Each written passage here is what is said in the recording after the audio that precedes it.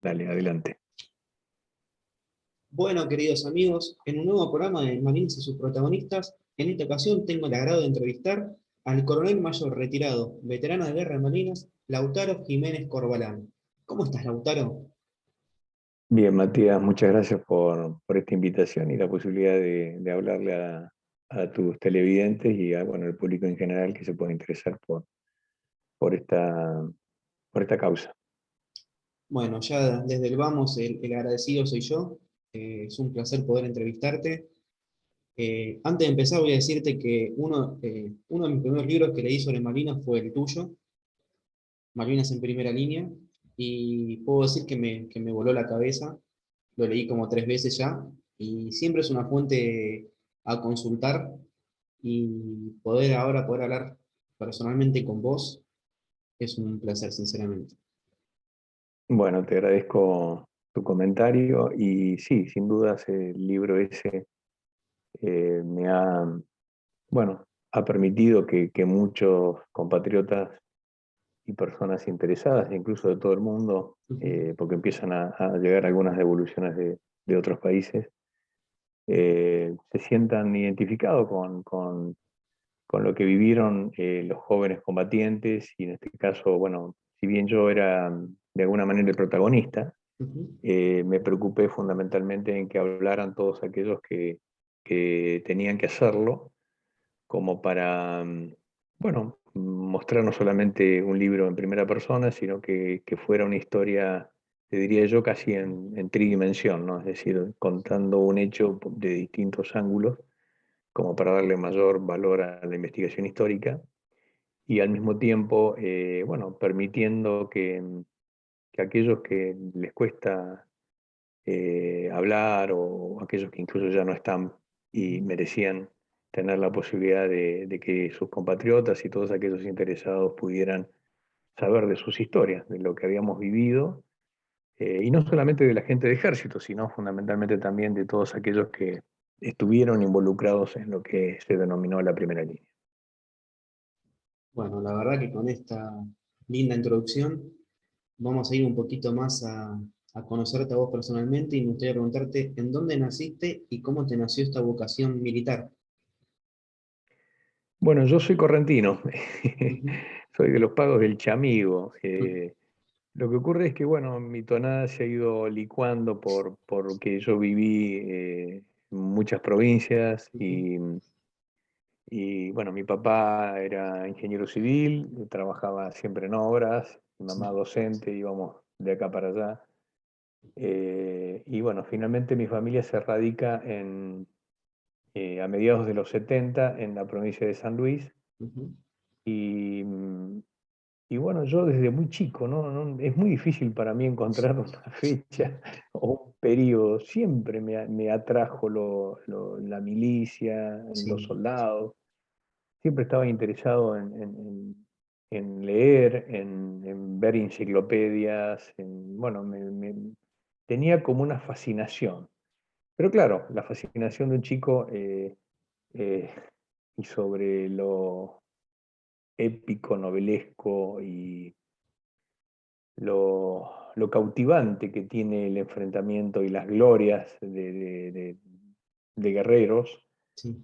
en realidad es un mínimo, es un minúsculo plano de lo que en realidad es esa tragedia, ¿no? La tragedia de la guerra y el enfrentamiento es mucho más difícil, grave y compleja de lo que puede imaginarse un niño. De todas Ujú. maneras, yo siempre sentí la necesidad de involucrarme con la milicia, por eso hice el liceo militar, entré a los 12 años, Ujú. fui al liceo militar de Mendoza, es decir, viajaba todos los fines de semana al internado de Mendoza desde San Luis.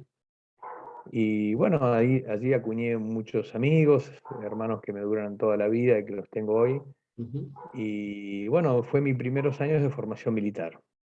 Por supuesto que es un colegio, digamos, secundario militarizado, pero no es que de ahí salen todos militares, para nada. Es más, el 95% creo que después no quiere saber Ujú. nada con la milicia. Pero bueno, pero tiene una educación muy, o al menos en aquella época tenía una educación muy, muy importante, formaba Ujú. ciudadanos comprometidos con los valores de la República y Sí, creo, y aún hoy lo hace, y creo que eso es importante para la sociedad, ¿no? Sí, sí, formó ciudadanos y siempre en las camadas de liceístas hay gente que se ha destacado en todos los órdenes del ámbito nacional. Así que bueno, me sentí, eh, pensé que se me iba a erosionar la vocación y finalmente no. Entonces sí. seguí al colegio militar, entré en 1980, en febrero del 80, y meteóricamente en abril del 82 me estaba recibiendo como subteniente en comisión. Eh, Porque bueno, al haber hecho el liceo militar y al haber tenido posibilidades de rendir un examen, Ujú. ingresé directamente junto con otros compañeros del Liceo Espejo, entramos directamente a segundo año, es decir, nos Ah, ahorramos un año un por año. la formación militar que veníamos trayendo. Bien. Y, bueno, hice segundo, tercero y al comienzo del cuarto año surgió la crisis del Atlántico Sur Ujú. bueno, y egresamos y me tocó a mí ir destinado a un regimiento del litoral. Yo siempre dije que me mandaron al litoral porque habrán visto que yo nací en Corrientes, pero no, bueno, no tuvo mucho que ver con eso, sino que agarraron la lista y fueron cubriendo puestos. En general, a los primeros de promoción los mandaron a la Patagonia, Ujú. a los del medio nos mandaron al litoral y al resto los mandaron a la zona oeste del país. Eh, Más o menos esa fue la distribución Entiendo. nuestra. Y bueno, y cuando llegamos a Montecaseros, que llegamos el 9 de abril, eh, me acuerdo, repetíamos con mis compañeros que éramos 6 los subtenientes en comisión que habíamos sido destinados al Regimiento 4. Sí. Decíamos, ¿te das cuenta? No tenemos suerte. El despelote está en el sur y nosotros nos venimos para el norte. Sí. Y bueno, y ahí vienen esas cosas de la vida, ¿no? Donde uno dice, bueno, cuidado con lo que soñás porque Mm. en algún Se te, momento se se te puede cumple. hacer realidad. Y eso fue finalmente después lo que pasó, ¿no? O sea, la ansiedad de querer estar en el sur, finalmente parece que alguien del más allá lo escuchó. Y lo cumplió. Y bueno, y fuimos con todo el regimiento, fuimos yendo para el sur, al principio con una misión diferente, Ujú. y bueno, y finalmente cruzamos el día 27 de abril. Bien. Ahora te hago una pregunta. Esta promoción es la famosa promoción 113. Ujú. Bien. Por algunos llamado Promoción 113 Islas Malvinas. Islas Malvinas. Muy bien. Y, Es una de las pocas promociones que tiene nombre. Ujú. Y tengo entendido que hubo varios subtenientes en comisión que fueron los que cruzaron a Malvinas. O sea, Sí, varios compañeros suyos. somos aproximadamente 47, si mal no Es un, recuerdo. es un montón. Y Es un lindo número. un lindo número, sí. Igual egresamos nosotros 200 Ujú. digamos, entre los del cuerpo de comando, que son las armas. Sí. Tengamos en cuenta, para los que no conocen, las armas Ujú. del ejército son infantería, caballería, Ujú. artillería, comunicaciones e ingenieros. Sí. Pero después también estaban los compañeros de los servicios de intendencia y arsenales. Ujú. Todo ese universo de subtenientes conformábamos aproximadamente unos 200, de los cuales Perfecto. 47 nos tocó ir a Malvinas. ¿Vos qué edad tenías? Yo tenía 19 años. Prácticamente la edad de tus soldados. No, prácticamente no, la edad de mis La edad de soldados. tus soldados. Ellos también eran de la clase 62, yo soy de Ujú. la clase 62, Ujú. y bueno, y ellos les había tocado el servicio militar en el año 1981. O Sí. sea que muchos de ellos ya se habían ido de baja, Ujú.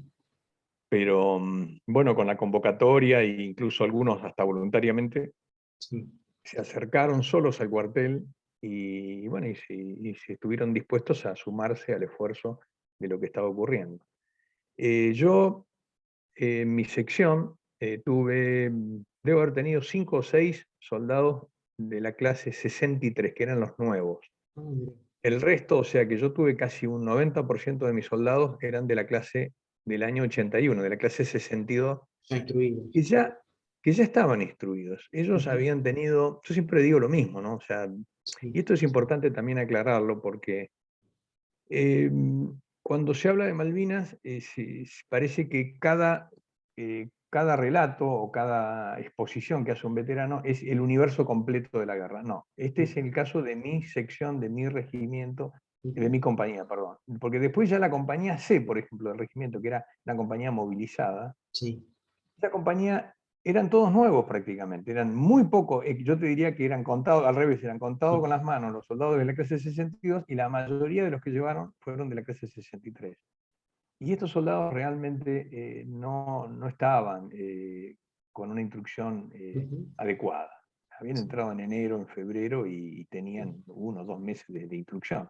Lo que Con le lo llaman cual, el periodo básico, nada más. Un poquito más. exactamente, tenía el periodo básico y bueno, y realmente ellos han sufrido mucho más la guerra. Ujú. Y yo siempre digo que a los soldados de la clase 63 que fueron a Malvinas, yo les tengo un particular respeto y a veces hasta entiendo su dolor, su resentimiento y demás, porque bueno, son ellos los que sufrieron casualmente las Ujú. vicisitudes de una situación, digamos, bastante mucho más compleja, que nos permite entender de a poco, cuando en la medida que nos vamos involucrando y vamos leyendo y vamos entendiendo un poco qué es lo que pasó, de que en realidad los mandos de militares de aquella época, que incluso manejaban el ámbito político, Sí. nunca, no estuvieron, nunca existió la opción de ir a la guerra. La guerra no era una opción para la Argentina. En cambio, para Gran Bretaña Sí. sí lo era. Es más, era la única opción. Exacto. No había opción de negociación. Para la Argentina siempre hubo una esperanza de negociación, hubo una opción de negociación, se apostó a las negociaciones y ese es el resultado de por qué no se hicieron, de que hubo tantos errores a nivel estratégico militar Ujú. e incluso a nivel operacional, de donde no se tomaron medidas para poder reforzar las islas convenientemente. ¿Y por qué no se las reforzó en su momento cuando se tenía que hacer? Porque casualmente nunca existió un verdadero convencimiento de que había guerra y además, por supuesto, y acá viene el movimiento del adversario, Mm. ellos todo el tiempo hablaban de negociaciones porque lo que pretendían era que nosotros tuviéramos la esperanza de que De no que iba iba a a haber haber. guerra. Es decir, todo ese juego es un juego Sí. macabro de estrategia, pero que funciona de esa forma. Es decir, Sí. ellos siguieron, y por eso es que acá vino un secretario de Estado norteamericano que oficia como si fuera un ministro de Relaciones Exteriores, Sí. que era el general Alexander Kay, Ujú.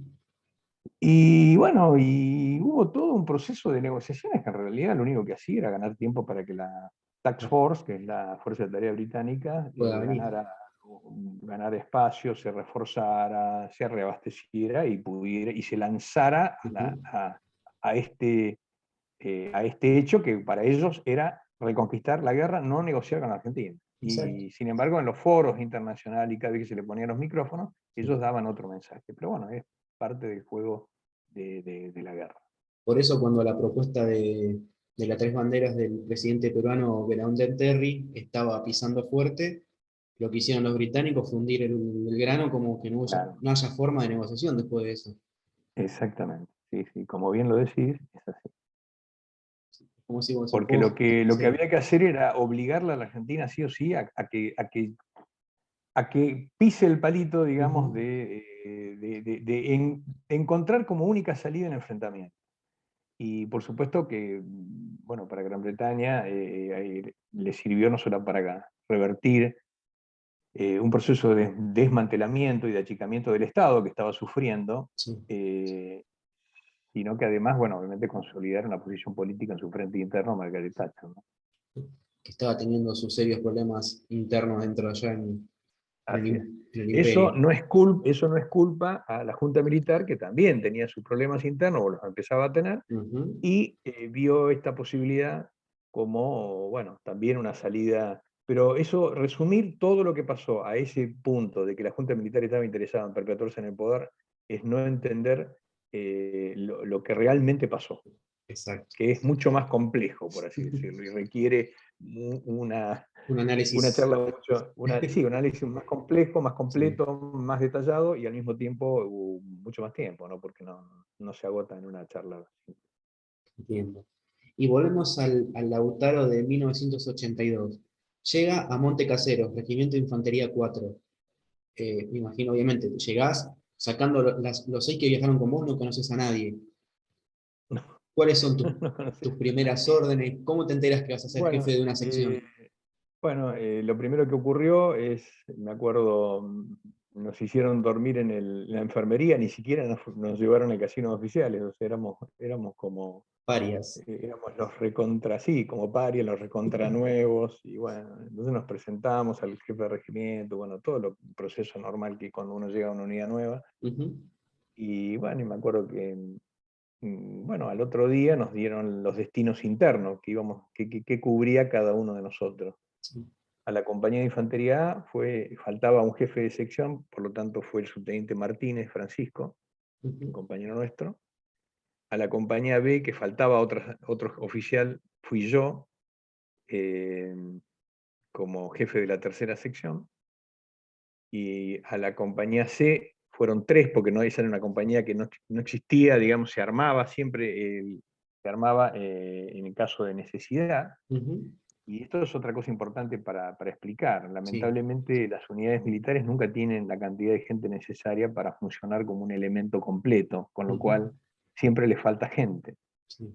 Entonces, la mayoría de estos regimientos de infantería, en especial los que estaban de la mitad del país para arriba, no estaban completos. Y la compañía C siempre era una compañía que se movilizaba. Y bueno, y recibió estos soldados nuevos que te decía que estaban haciendo la instrucción. Ujú. Y recibió tres subtenientes, eran mis compañeros Sí. Mosquera, Pérez Grandi y Jean-Pierre Pravas, Marcelo. eh, y bueno, y además, bueno, un oficial que se desempeñaba como jefe de la sección mortero, y el teniente Lafuente. Ahí creo que iba también, después terminó estando como jefe de sección morteros el teniente Martela, que después, bueno, muere en combate. Exacto. Y después todos los otros, porque además de nosotros, de los subtenientes nuevos en Ujú. comisión que llegamos, llegaron también los suboficiales en comisión nuevos, que eran los cabos del primer año que estaban haciendo, perdón, que habían empezado su segundo año de escuela de suboficiales Sí. y también los egresaron anticipadamente, así que ellos también llegaron y fueron cubriendo los puestos de jefe de grupo. ¿A vos Es te decir, tocó bueno, tener alguno de esos? no, no, Ah. no. A mí me tocó solamente tener un soldado dragoneante que el Ujú. año anterior había hecho servicio militar, que era Hipólito González, Ujú. que como se había ido de baja como dragoneante, que quiere Sí. decir es un soldado destacado, Ujú. pasa a la reserva con el grado de suboficial. O sea, pasó a la reserva como cabo Sí. y cuando fue incorporado entró como suboficial. O sea, sus compañeros lo vieron partir de soldado y de golpe lo vieron como cabo. Un cabo. Pero en realidad él integraba el tercer grupo que estaba a órdenes del cabo Dorsic, Nicolás. Era Eh, orgánico del 4, ¿eh? sí, sí, sí, Ah. sí, sí, sí. Ellos eran orgánicos del 4. Mi compañía, Ujú. la compañía y la compañía B eran las dos compañías orgánicas y con las cuales, bueno, se habían hecho muchos ejercicios ahí en el campo de instrucción del General Ábalos, que está cerca de Cambaí, estancia Ujú. Cambaí. Es decir, ellos habían hecho muchas prácticas militares para los estándares de la época y para el entrenamiento necesario. O sea, eran buenos, yo tenía buenos soldados. Y los oficiales también eran tipos consolidados, experimentados. Yo lo tenía como jefe del primer grupo al cabo primero Picio, Miguel Ángel. Ujú. Lo tenía como jefe del segundo grupo al cabo Chamorro, perdón, formoseño, y al sanjuanino Nicolás Dorsi como jefe del tercer grupo. Y el jefe de grupo apoyo al correntino eh, Donato Solís, que era un sargento espectacular, es un tipo bárbaro, Donato, terminó muy herido en la guerra. Ujú. Eh, y bueno, y después lo tenían encargado de sección al sargento primero Cornejo. Con Cornejo, bueno, como él, cuando yo no estaba, o sea, hasta que yo me hice cargo, él estaba como jefe de sección. Entiendo. Y bueno, y las primeras semanas y los primeros meses, la verdad que eh, tuvimos algunos roces, porque bueno, él obviamente era un suboficial ya bastante grande, y pisaba los 30 años, Ujú. y que le llegara de golpe un subteniente que tenía más cara de nene y con olor a aula Ujú. todavía y a instrucción militar del colegio militar, Entiendo. obviamente no le resultó fácil. Ujú. Y bueno, y tuvimos algunos roces propios del trabajo, nada que tenga que ver con otra cosa. Ujú, Pero bueno, finalmente ya había empezado la guerra y bueno, ante ciertas situaciones yo le dije a Arroyo, a mi jefe de compañía, ujú. que lo relevara del puesto porque, Mira, bueno, porque era necesario para mantener cierto equilibrio interno dentro del grupo.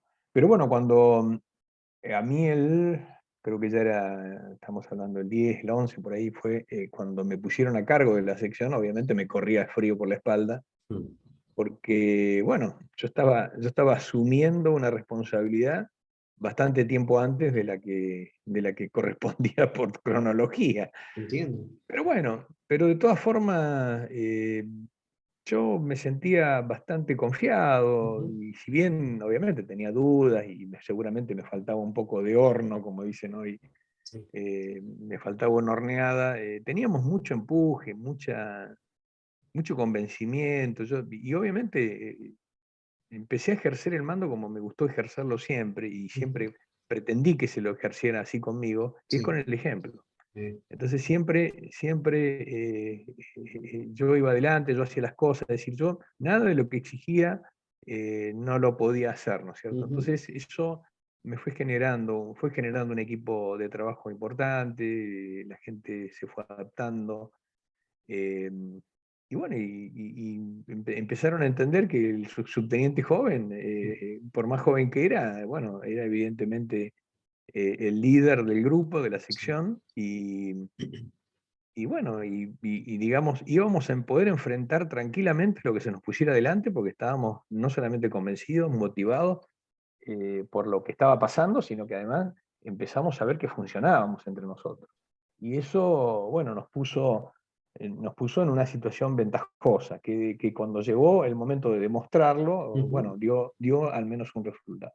entiendo. Me imagino entonces que en ese momento vos, en tu jefe de grupo, te apoyaste bastante para Sí, poder sí, por mantener esa supuesto. cohesión. Claro, bueno, yo obviamente me tenía que apoyar en todos ellos, incluso en los primeros tiempos en el mismo encargado de sección, Ujú, porque todos ellos ya tenían más experiencia, conocían la gente. Yo tuve que empezar a conocerlos primero a ellos y después a cada uno de mis soldados. O sea, era un proceso complejo, porque ¿qué complicado. pasa? Cuando uno, esto es como un equipo de fútbol, si vos Ujú, de golpe juntás no sé, 11 tipos que no se sí. conocen, son todos buenos, son todos Ujú, deportistas, pero se juntan los 11 y van a la cancha, y capaz sí. que los agarra Sacachispa, el club Sacachispa y le mete 10 goles. Seguro, Pero sí. entonces todo el mundo pregunta, ¿pero cómo? Si éramos todos re buenos, corredores, atléticos, sí, ¿sabes qué pasa? No trabajaron nunca juntos. Exacto.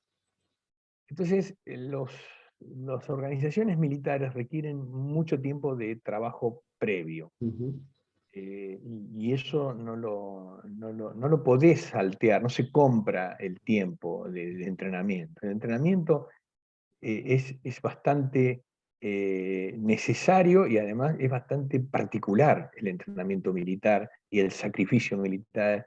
Y cuanto más duro es el entrenamiento, más fácil es el combate, ¿no? Y ahí viene un ujú, adagio muy viejo que dice entrenamiento duro, combate fácil. ujú.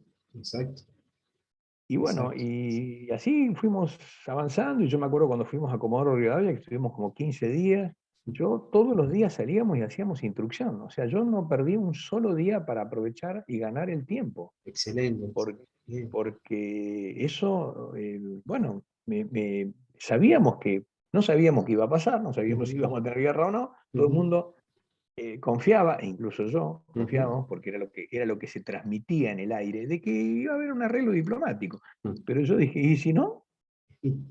¿Dónde quedamos ¿Y si parados? no? Claro, entonces, bueno, hubo que empezar a hacer bien las cosas.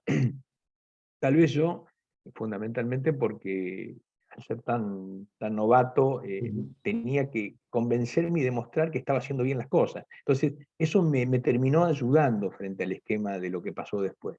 Porque tal vez me exigía más a mí mismo y eso, bueno, repercutió favorablemente en los momentos complejos, ¿no? perfecto. Bien. Cuando el regimiento recibe la orden de movilización hacia el sur, obviamente todavía ni se hablaba de cruzar las islas. Justamente, cuando llega esa noticia de que cruzaba el regimiento a las islas, ¿a vos te hizo un clic? ¿Lo sentiste de alguna otra manera?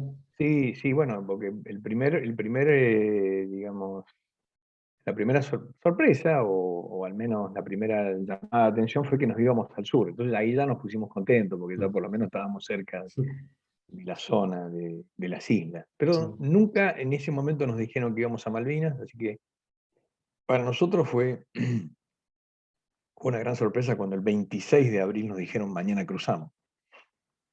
Hizo un clic, sí, sí, sí, pero fundamentalmente lo que hizo fue generar una gran alegría, no solamente en mí y en todos, Ujú. o sea, en los oficiales, no, en Sí. todos los soldados. Nadie vino y me dijo, mi subteniente, yo me quedo porque no sé, Mira, porque tengo miedo o no sí. quiero, no, no, no. Y tampoco nadie fue obligado, no es que le Ujú. pusimos una pistola en la cabeza y le dijimos a Sí. todos crucen a las islas.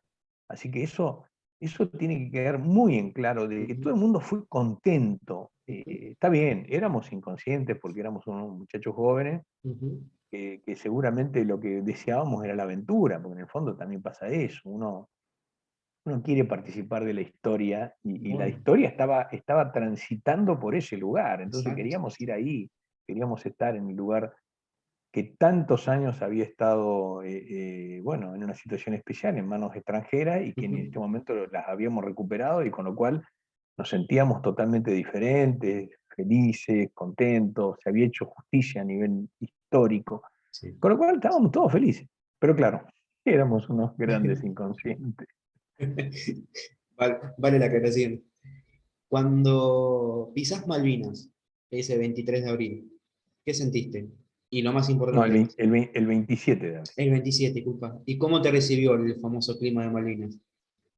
No, no estaba tan riguroso porque estaba entre nublado y salía un poquito el sol, había un poco de viento, se notaba el fresco, pero ya veníamos con el frío de la Patagonia, o sea, ya veníamos Sí. con Comodoro Rivadavia y después Río Gallego, así que ya estábamos, eh, de alguna manera nos veníamos curtiendo y entendíamos que el frío, bueno, iba a ser uno de los peores enemigos, y así fue.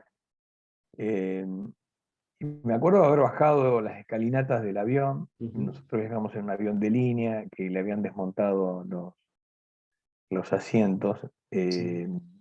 Y bueno, cuando aterrizo, o sea, cuando aterrizamos y bajamos, hago unos pasos y yo siempre tuve, no sé, me gustó lo que vi en televisión, que era que cada vez que el Papa Juan Pablo II, que en esa época venía haciendo muchos viajes Ujú. de pastorales, visitando países. Él cada vez que llegaba se arrodillaba y besaba la tierra, besaba Ujú. el lugar, Sí. en señal de, calculo, bueno, él siempre lo hacía en señal de respeto por la tierra de quienes iba a visitar. Ujú. Y yo lo quise hacer, pero yo fundamentalmente porque lo hice porque entendía que era como una tierra santa.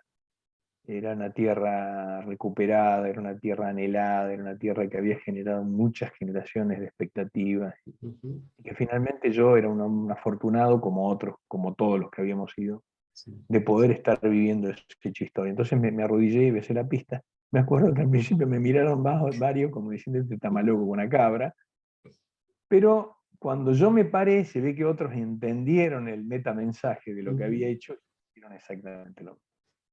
Mirá, Sí, sí, sí.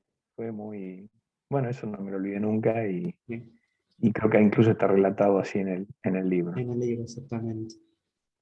Y acá es cuando empezás a usar esa famosa libretita como diario de guerra. Sí, pero en realidad pasaron uno o dos días, es hasta que en realidad la empecé a usar cuando llegamos al Monte Challenger.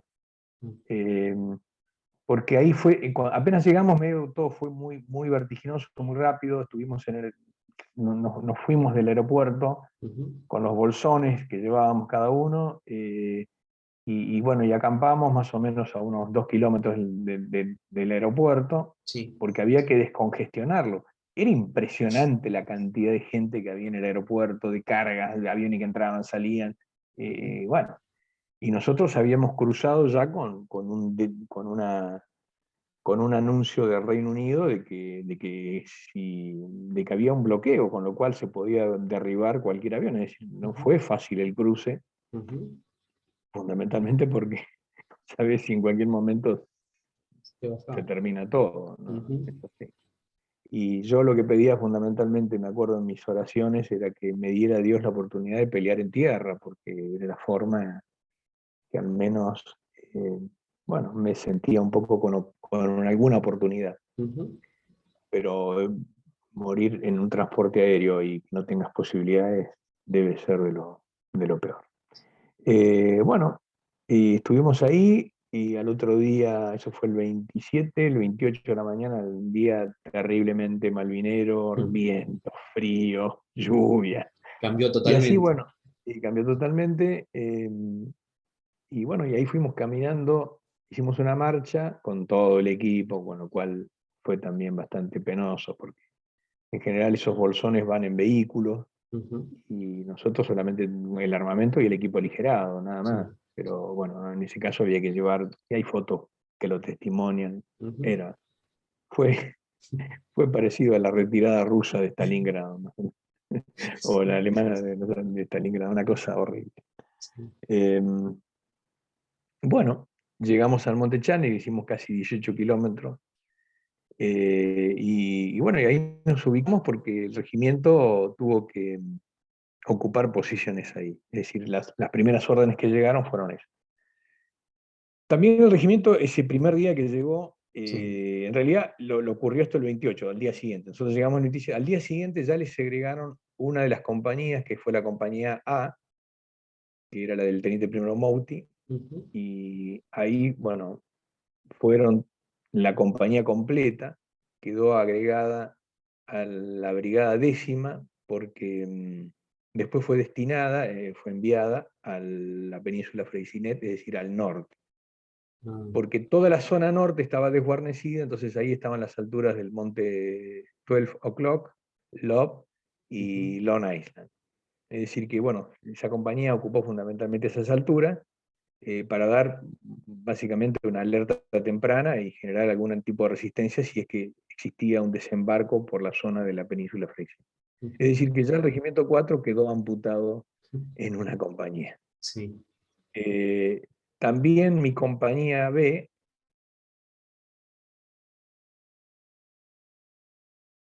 Pajuárez, la segunda al mando del subteniente Bruno, cuarta, que era la sección apoyo al mando del subteniente Monet. El teniente Primo Arroyo, que era nuestro jefe de compañía, jefe de régimen orden, que le vino también implantar.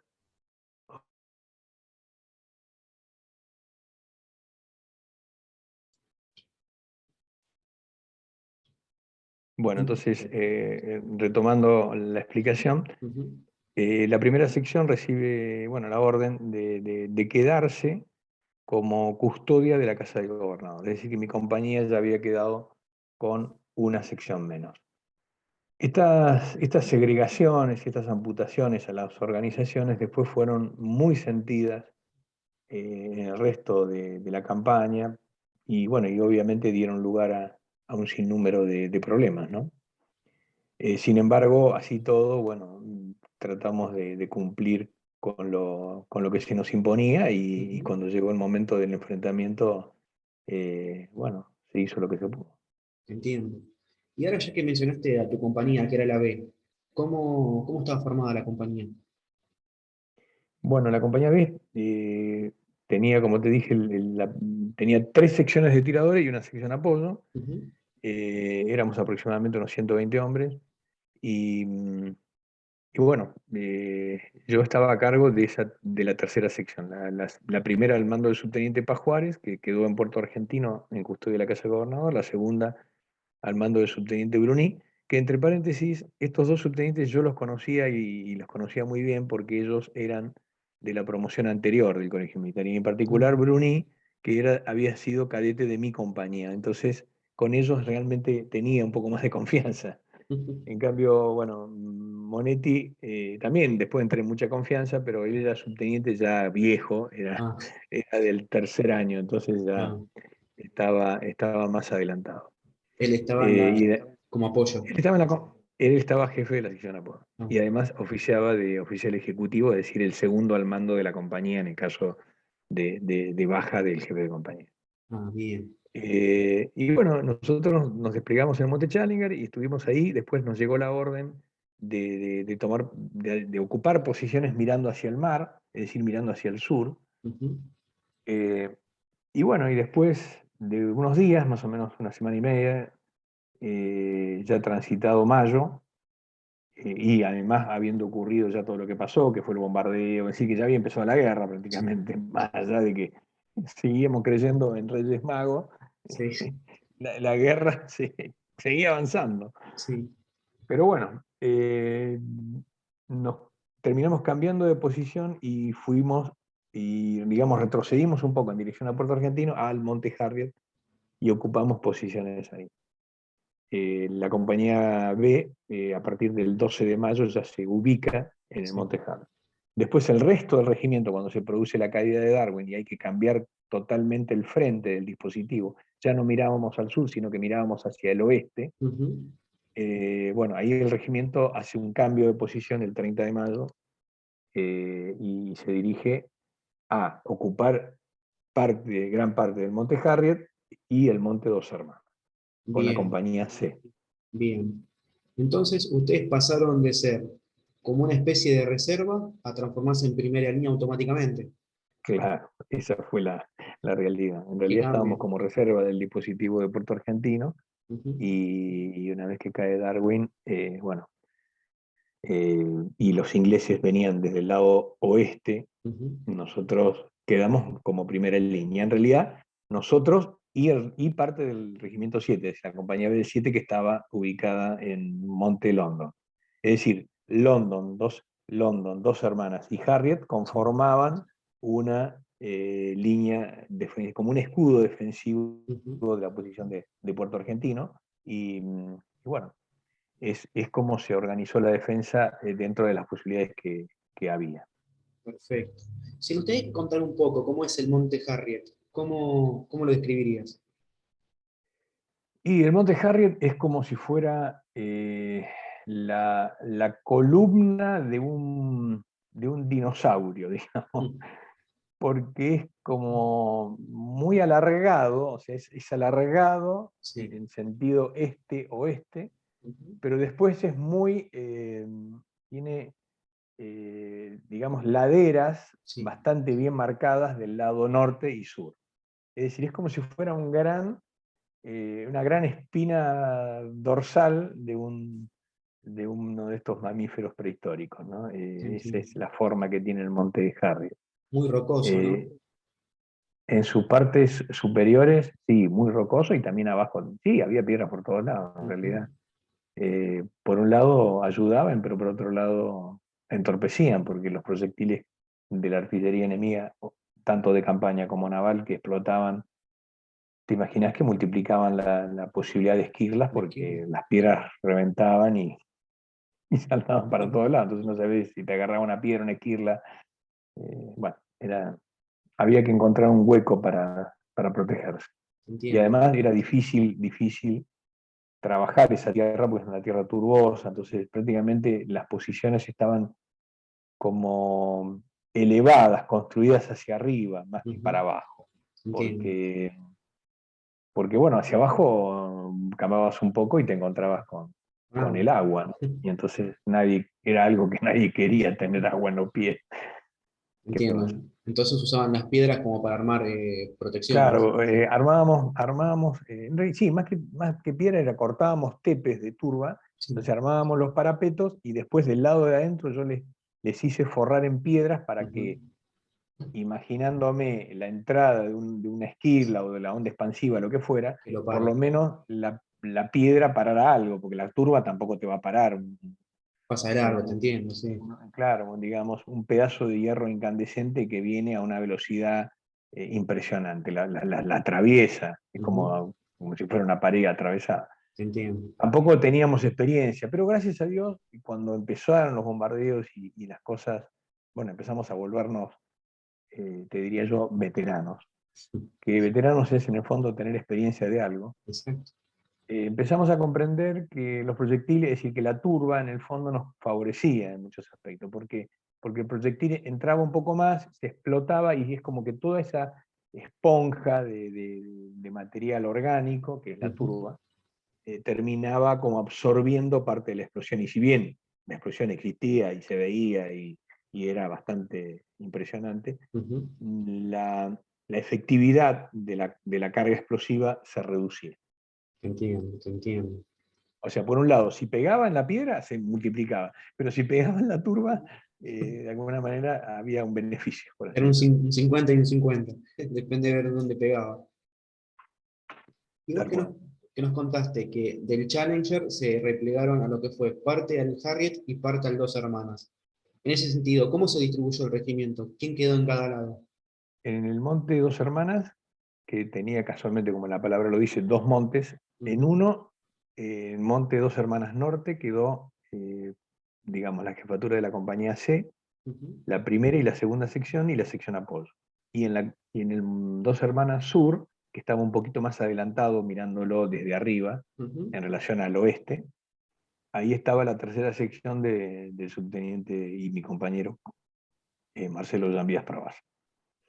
Marcelo y yo éramos los más adelantados de la posición de Puerto Argentino, Ah, a vos te tocó lo mismo del Harriet entonces. del lado del Harry, más o menos lo mismo también, y bueno, un poco también la gente que estaba en la punta del Harriet, que era Monetti, Arroyo, porque no es que yo estaba tan adelantado, pero yo Ujú, estaba en un valle, yo estaba como en un valle del sí, lado norte. En realidad, yo ocupé dos posiciones. sí. Cuando mi compañía se repliega el 12 de mayo al Monte Harriet, Ujú. yo ocupo ladera sur, o sea, mirando hacia el mar. Así no, sí. Nosotros desde ahí veíamos el mar perfecto, se veía perfectamente la costa y demás. Estaba más o Ujú, menos a unos 4 kilómetros y medio. Pero se veía perfecto, era como estar en un estadio y vos ves sí, el paisaje, por así decirlo. sí. Pero claro, no estábamos en alcance de las armas, salvo los tiros de morteros 120, que sí, ahí sí podía haber alcance.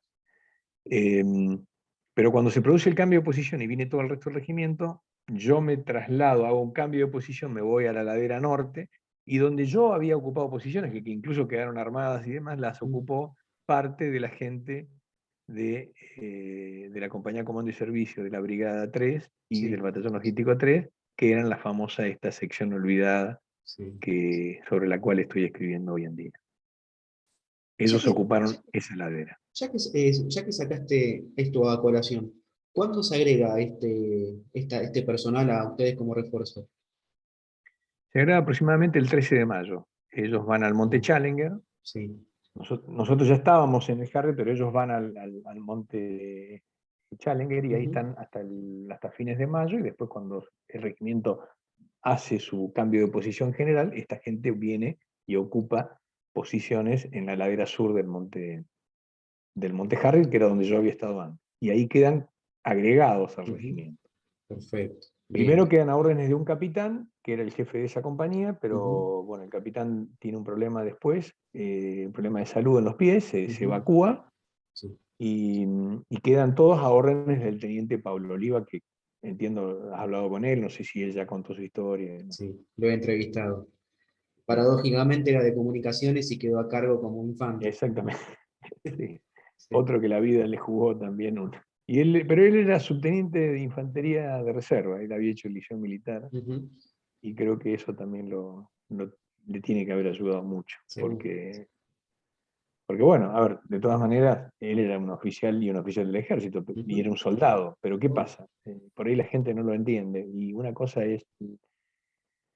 son las especialidades, y por más que vos seas un soldado, pero si no te capacitaste para determinado rol en el combate, ujú. si a vos te ponen en otro rol, no vas a rendir el 100% como tenés que rendir. Exacto. Por más ímpetu y Esto es, buena voluntad que le pongas.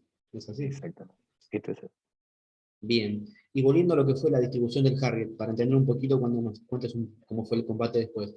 Vos estabas entonces en la ladera norte, un poco más adelantado, y después como más... en dirección hacia lo que serían las rocas, o también otra columna vertebral de piedras que se llamaba Goat Ridge, sí, colina de la cabra. sí. Y bueno, Que era lo que ocupaba, separaba los dos montes. sí, que era lo que separaba dos hermanas de Harriet. Ah, bien.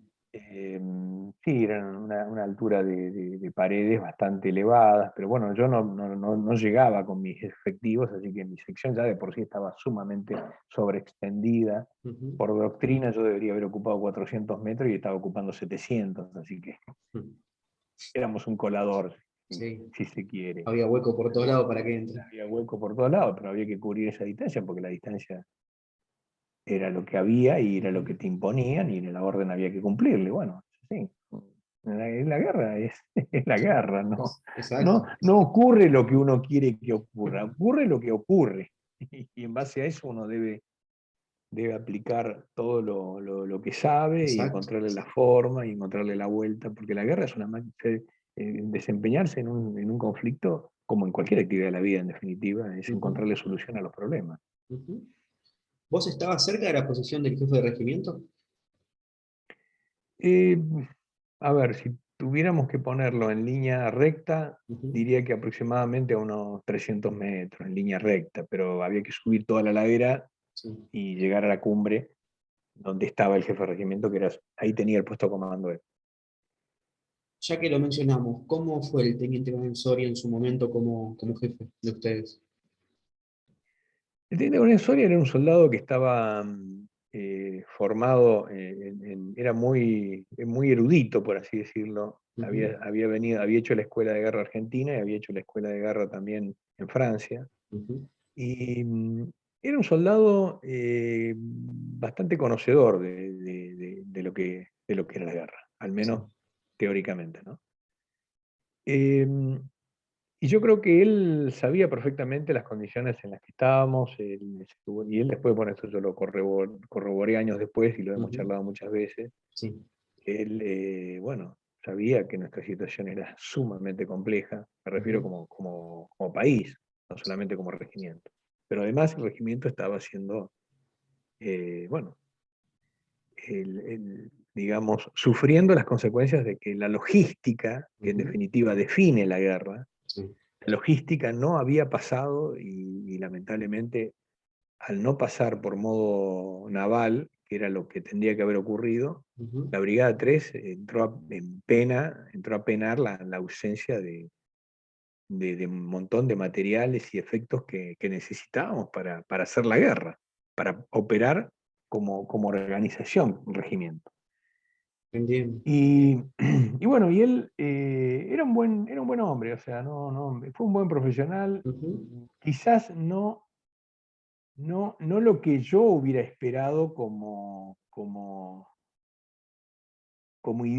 algo idílico, es decir, bueno, uno lo ujú, imagina siempre a San Martín, es el ujú. paladín del soldado, del oficial. Eh, a ver, Soria no tuvo falencias, pero tampoco fue alguien bueno, que pudiera haberse eh, destacado como prócer, a ver si Entiendo. queda Queda claro, sí, sí. entendido la expresión. Pero fue un Ujú, buen jefe. Y hay algo que hay que decir porque es importante para la historia. Sin embargo, bueno, a veces no se tiene en cuenta. Antes de que nos movilizáramos a Malvinas, ujú.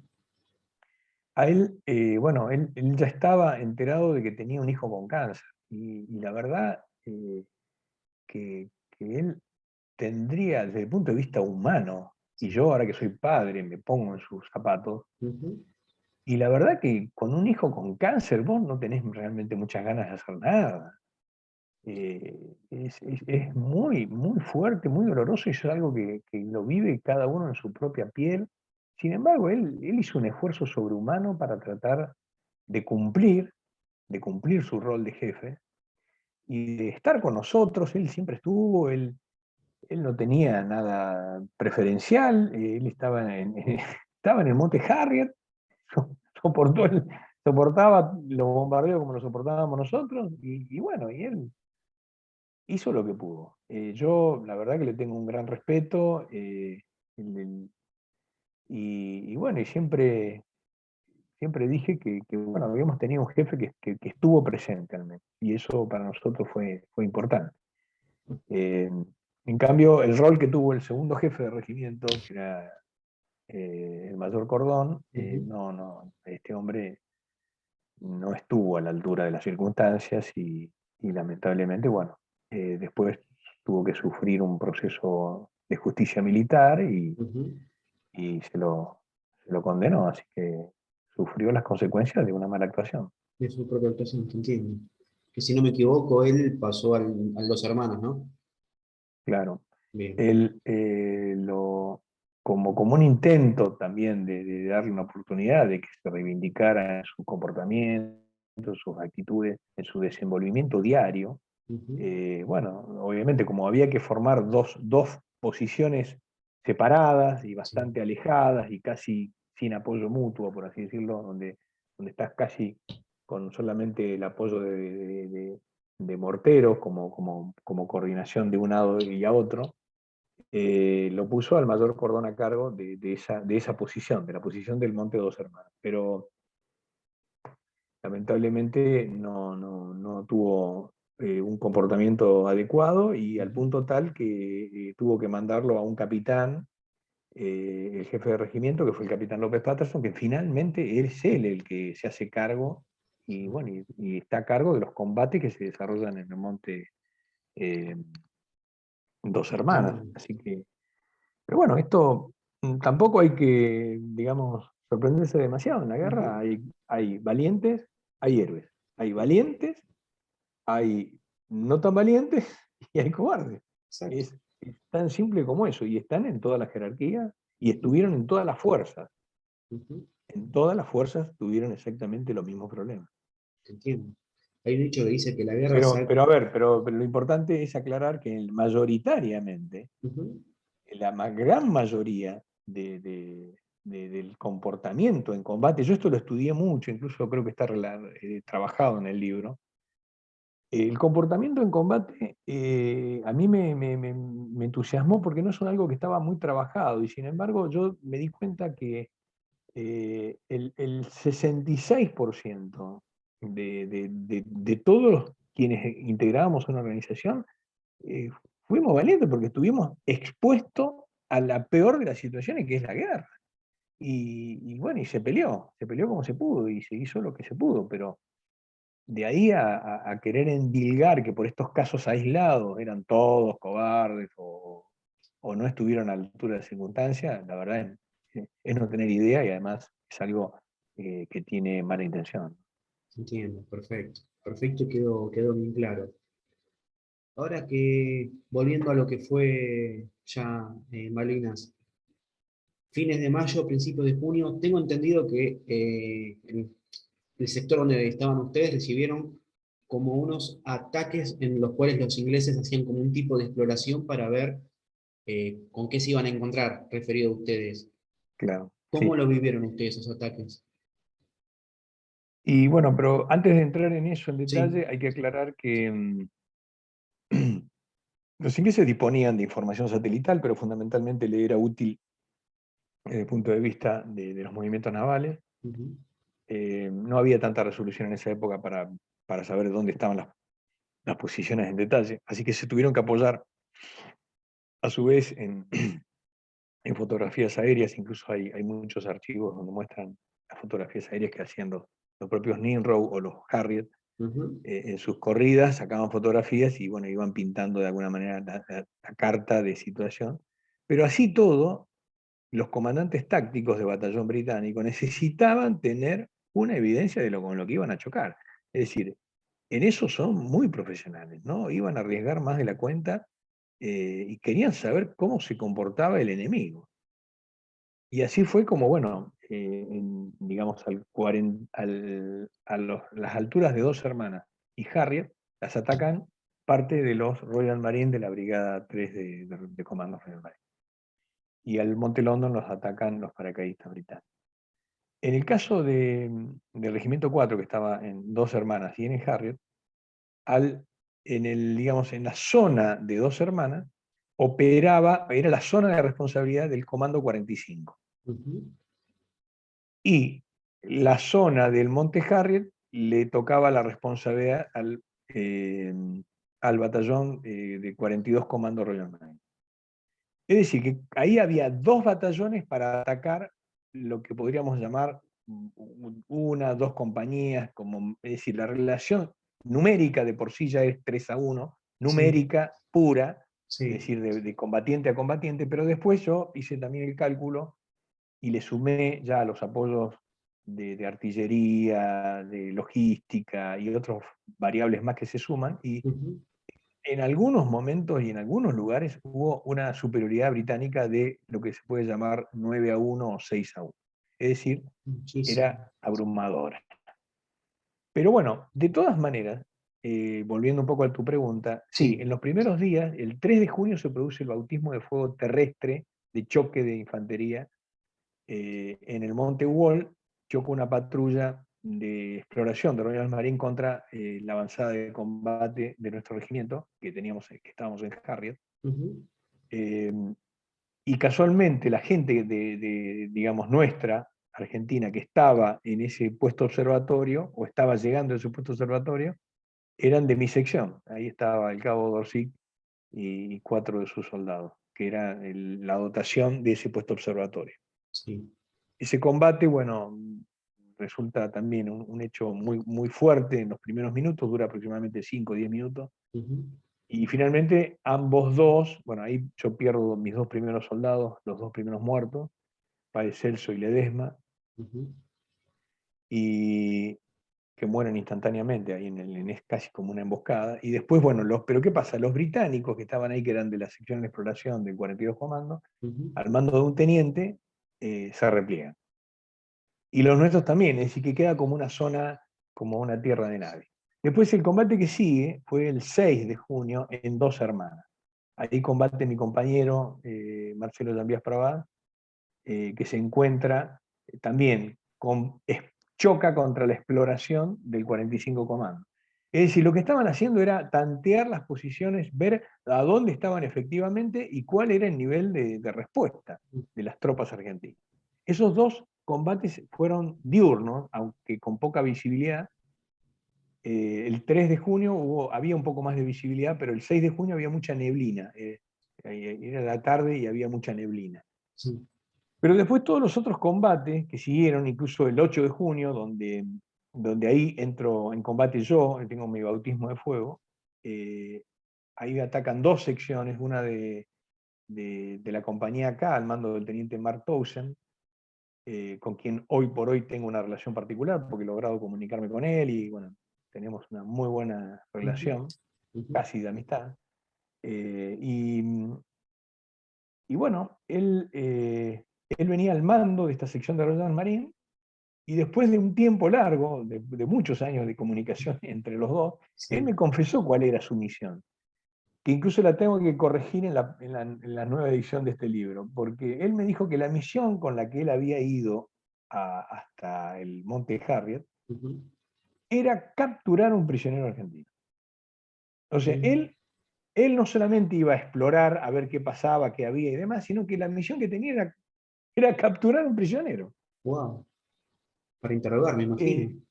Sí, obvio. Pero claro, pero de todas maneras, eh, a mí, cuando él me contó eso, a mí me surgieron muchas inquietudes. Porque yo dije, si el jefe de batallón de ellos los envió a capturar un prisionero, es porque pensaron que nosotros estábamos, no sé, de vacaciones y que iba a venir alguien y iba a decir, mira, te invito a que vengas conmigo. O No. sea, realmente suena medio descabellado. Yo, es más, me costó al principio creerle, pero él Ujú. insiste en esto y esa es la misión que él tenía. Incluso me mostró un parte que le habían dado escrito y demás. Mirá vos. Eh, muy Sí. loco, porque también demostraba un desconocimiento y una subestimación Mm.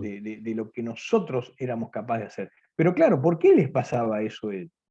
¿Por qué nos veían que nosotros recibíamos todo el día bombardeo de día con artillería de campaña y a la noche nos bombardeaban los navales cuando se acercaban los buques? Entonces, ¿Cuál era la lógica de ellos? Estos tipos que están sometidos a eso Ujú. no pueden sobrevivir ni van a aguantar mucho, Esa es la idea. porque están lo que se llama el famoso fuego de hostigamiento, que es un Ujú. juego hecho a propósito. ¿Para qué? Para destruir la psiquis del combatiente, no Exacto. dejarlo dormir, desesperarlo, agotarlo. Y es verdad, estábamos así, agotados, mal comidos, Ujú. con frío, después de casi 2 meses estar ahí. Entonces, realmente la situación era caótica, pero tampoco es que le íbamos a dejar que vengan a hacer cualquier cosa. Agarrarlo y Eh, llevarte. claro, entonces realmente, bueno, no solamente vinieron y se encontraron con una resistencia muy fuerte, ¿Duró mucho sino que ese tuvieron, combate? ¿El del 8? ese combate debe haber durado fácil unos 40 minutos, Ujú. que es mucho tiempo. Sí. 40, 45 minutos duró seguro. Ujú. Y, y bueno, ellos no avanzaron hasta que finalmente nosotros hicimos una pequeña reacción ofensiva Ujú. y los rechazamos. Así que incluso al otro día, cuando vino la claridad y demás, vino el teniente Arroyo, lamentablemente ahí murió el cabo, al lado mío murió el cabo Hipólito González, este muchacho que había sido dragoneante, Ujú. con un disparo en la cabeza, y también murió con un disparo en el pecho el soldado Artiñano Gómez, que estaba en la guardia. Él estaba en la zona de la guardia, que estaba un poquito más adelantado, donde yo me encontraba, unos 40 metros más o menos. Sí. Eh, y el sargento Solís también tuvo como 4 impactos en los brazos, de decir, muy gravemente herido. Ah. Lo mismo que el soldado Funes, casi pierde la mano porque un disparo que prácticamente casi le corta la mano. Sí. Fue un combate muy fuerte. Y al otro día, cuando recorrimos el lugar, descubrimos, por ejemplo, que había mucho equipo, incluso había una mochila, es decir, como que a alguien le habían sacado todo el equipo y se lo habían llevado. Es decir, evidentemente habían tenido una baja. Ujú. Y acá es importante también aclarar este punto para los que por ahí por primera vez escuchan el tema o por ahí escuchan otras cosas que se dicen, de que los ingleses Ujú. no quieren dar el número de bajas. No.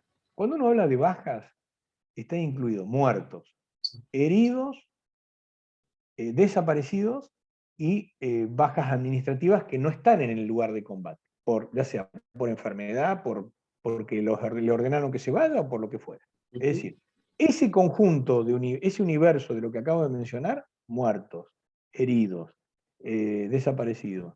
¿Desaparecido qué es? Un tipo que no se sabe qué pasó. Exacto. No está el cuerpo, murió y nadie lo encontró. Bueno.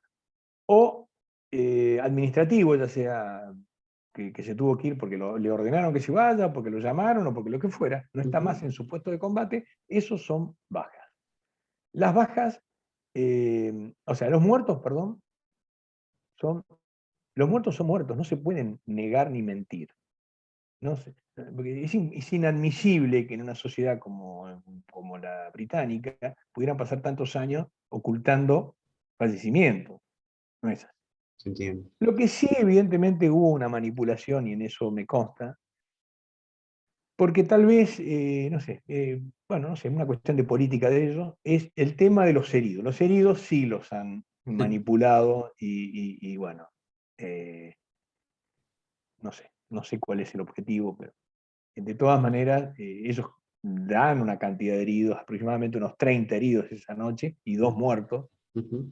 de los combates contra nosotros. Me refiero, esta noche no, en general, cuando suman todos los heridos del choque del regimiento 42, el comando de ellos, el comando 42, contra el Sí. regimiento 4. Sí. Pero, pero bueno, es muy difícil saber porque ellos son en eso muy, muy quisquillosos con respecto al manejo de la información, Ujú. incluso hoy, ¿no? A tantos años. Pero de a Exacto. poco van dando datos y es como que de a poco van surgiendo la información y bueno, ya ha pasado mucho tiempo, Ujú. no tiene mucho sentido seguir guardándola. Pero, pero bueno, fue un combate muy duro y bueno, yo tuve la experiencia de entrar en acción, algo que me tenía bastante mortificado porque bueno, uno no sabe cómo va a reaccionar. Y yo tenía la responsabilidad, pero pasa, lo que me ayudó un montón es que yo era el jefe de sección, entonces yo no tenía mucho margen para no hacer lo que tenía que hacer. Y bueno, me di los primeros segundos, me di mucha valentía, o al menos impulso, por así decirlo, creo que es la palabra mejor. Sí. Bueno, gritándole, les gritaba en inglés, les decía, vengan, desgraciados, en inglés, ¿no? Decía, vengan, Ujú. hijo de una gran siete, los estamos esperando, no sé. Pero lo hacía, eso un día Mark me dijo que sí, que algo había escuchado a los gritos, sí, claro, gritaba como un desaforado, pero tal vez, a ver, inconscientemente y en realidad arriesgándome inútilmente, porque me podrían haber identificado y hubiera sido peor. Ujú. Seguramente me tirotearon porque venían los tiroteos, los tiros de todos lados. Pero yo lo hacía para, en realidad, para, para yo envalentonarme. Era una manera de Bien. gritar y lograr ese primer impulso que es obviamente antinatural, porque uno es un soldado, no es un asesino, uno tiene que matar al otro. Ujú. ¿Y cómo lo haces? Bueno, cómo se cruza ese umbral? Porque es como un umbral, uno pasa un umbral. Sí. Y bueno, es parte del entrenamiento, de haberse forjado durante muchos años o de mucho tiempo, bueno, y el convencimiento de que son ellos o sos vos. Vos. Entonces, no se piensa mucho, se actúa y se dispara. Y bueno, y la primera reacción mía fue disparar, creo que no me di cuenta y tiré 2 cargadores. Ujú. Y me acuerdo que cuando me agacho para intentar cambiar el tercer cargador, ahí lo veo a Teodoro Flores que me está mirando, y ahí me di cuenta que yo era el jefe de sección, yo no era un tirador más. O sea, no tenía sentido que yo me involucrara tanto en combate, sino que Sí. mi combate era organizar ese caos y tratar de dar órdenes para que la cosa se organizara, porque Ujú. así se maneja la guerra, se organiza el caos. Ahí Se está. van tomando medidas en base a las previsiones que vos has tenido, que tiren la ametralladora, que tiren el morterito, que tal soldado haga un cambio de posición. Es decir, son las cosas que, bueno, que son las técnicas de la guerra, ¿no? Ujú. En el caso de la infantería. Y bueno, pero lamentablemente, bueno, duró poco la alegría de haberlos rechazado esa noche, por lo menos nos defendimos. Nosotros ni sabíamos contra quién habíamos peleado esa noche, no sabíamos que eran británicos, eran ingleses, pero no teníamos idea de qué unidad eran, nada, no sabíamos nada. Sí. Eh, pero bueno, ¿qué pasó? Nos empezamos a sentir más seguros, más confiados, ya más, como diciendo, bueno, acá no van a venir así nomás. Es decir, está bien, habíamos tenido nuestras propias bajas también, Ujú. y eso era muy doloroso, pero bueno, sabíamos que podíamos hacerle frente, y eso nos seguía dando entusiasmo, y bueno, y dentro de lo que yo podía les daba moral, trataba de impulsarlos, que sigan dando lo poco que nos quedaba adentro, porque ya estábamos agotados, Ujú. pero había que seguir peleando, porque la lucha continuaba, no es que te dicen alto, una pausa Y y después después ven. volvemos. No, ahí siguió todo. Y bueno, y 2 días después vino el combate final, y ahí nos tocó combatir contra los que ya habían ocupado parte digamos, de la cresta del Monte Harry, porque Monte Harry es como que quedó a las 3 4 de la mañana ocupado el 50% del monte. El otro 50% estaba en manos nuestras, pero ¿qué pasó? Parte de esa gente que había ocupado el monte la bajó en dirección a donde yo me encontraba, y yo combatí cambiado de frente, o sea, en vez de estar mirando hacia allá, tuve que combatir mirando hacia atrás.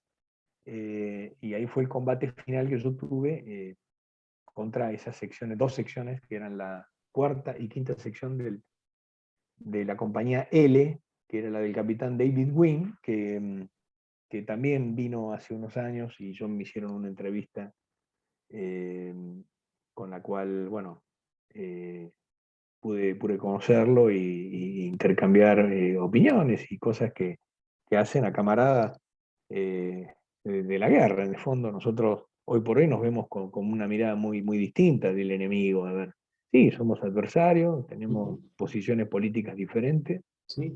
Yo no cedo a mis principios, ellos calculo que tampoco, pero bueno, podemos hablar e intercambiar y compartir una comida, una bebida, pero Bueno. bueno, es así, el ser humano, si pudiéramos aprender a conocer al otro, seguramente, es más, yo siempre digo que si ellos hubieran sabido quiénes estábamos de este lado y nosotros hubiéramos sabido quiénes eran ellos, por ahí hasta es muy difícil pelearse, porque, Ujú. porque también las guerras es así, se pelea gente que no se conoce. Pero cuando vos le conocés la historia al otro, es más difícil, porque no deja de ser una persona, que fue un poco lo que me pasó después de la guerra, varios años después, allá por el 2000, 2000 y pico, empecé a preguntarme quiénes eran los con los cuales yo había combatido, y ahí empecé a buscar, investigar, hasta que terminé encontrándolos, y bueno, y es gente normal, o sea, gente que le tocó lo que nos tocó a nosotros, nada más que del otro lado. Del otro lado. Y obviamente sufrieron la guerra y las consecuencias de la guerra también, como Bien, nosotros. bien. ¿Qué, qué puedes sacar del combate de la última noche? Después de haber hablado con el Capitán Wynn, ¿pudiste sacar algún tipo de análisis?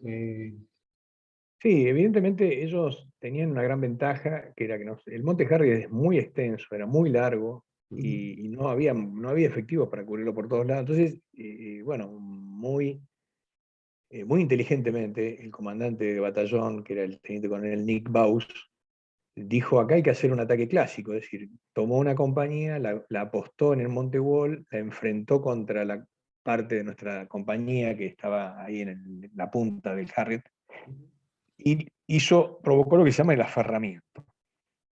O sea, abrió fuego por este lado, mientras con dos compañías giró bueno, y entró por atrás. O sea, hizo lo de manual, por así decirlo. Pero bueno, nosotros también ya estábamos jugados, en el sentido de no teníamos demasiadas posibilidades de hacer otra cosa que la que se hizo. Estábamos muy aferrados al terreno, no teníamos ninguna posibilidad de desplazarnos, la logística era penosa, no había forma de abastecer ninguna tropa que se moviera, ni desplazar, ni Sí, los medios de apoyo de fuego, que eran los morteros, la munición. Subir la munición hasta arriba del Monte Harriet fue una cosa sumamente penosa, porque nosotros no teníamos mano de obra esclava, éramos nosotros los que eran subíamos la ustedes, sí. munición. Entonces, eso generaba un desgaste tremendo. Bueno, y ellos por ahí disponían de helicópteros para ese tipo de movimientos, de municiones, de cargas y demás, entonces estaban bastante más frescos. Más allá de que ellos también hicieron una marcha importante, y fue penosa para ellos también, incluso durmieron a la intemperie. Es decir, tuvieron su parte compleja, yo después me enteré de todas estas cosas, pero les duró poco tiempo, es decir, esto le duró una semana esa pena. En cambio, nosotros veníamos ya de 2 meses. 2 meses Entonces, estancados. claro, ¿no? El desgaste nuestro fue realmente mucho mayor, y, pero bueno, es que ahí es donde se enaltece lo que hicimos, lo poco o mucho que hicimos, Uy, se enaltece porque estábamos, yo a veces cuando lo dimensiono hoy por hoy, digo, miércoles, todo eso hicimos aún estando como estábamos. Es bastante, bueno, al menos yo lo destaco, ¿no? Para mí sin duda. hicimos bastante dentro de lo posible. Y ese combate duró gran parte de la noche, ¿no? Ese sí fue Sí, ese largo. combate empezó a las 10:30 de la noche y terminó a las 7, perdón, a las 9 de la mañana, Ujú. con intervalos, por supuesto, pausas, no es que todo el Sí, tiempo se estaban típica a del combate. tiroteo, no, Sí. no, no, no, pero sí, empezó a 10:30 de la mañana y al otro día a las 9 de la mañana se termina de rendir en Monte Harry. Ahora, ¿qué pasó conmigo? Yo, después de ese combate que tengo en frente invertido, logro despegar lo poco que me quedaba, porque yo ya tenía muchas bajas. Ah, mira. Pierdo el contacto con el primer grupo que estaba al mando de Piso. Piso queda en el lugar porque estaban medio aferrados con el combate de la compañía J por fuego, básicamente, no era por otra cosa. Ujú. No era que los estaban asaltando, sino que el fuego los retenía. Sí. Y bueno, con lo que me queda del segundo grupo, del tercero, y los agregados que me llegaron el día 9, que eran dos grupos de una de las secciones de la compañía del subteniente Nasser. Ujú. Estos dos grupos, al mando de un cabo primero que era Virgilio Barrientos y el cabo primero Gilberto Aguirre, que entre paréntesis hoy lo tengo que saludar porque cumple 60 años. Feliz Así cumpleaños. que haberlo nombrado me ayuda a que en un rato lo tengo que llamar. Y bueno, con ellos finalmente, bueno, intento hacer una última resistencia en el lugar, Sí. pero el resto ya los hago replegar, y yo conformo lo que se llama una retaguardia de combate, que es lo último que queda para sujetarlo al enemigo antes de que el resto se pueda desprender, porque si no se produce una matanza. Ajá.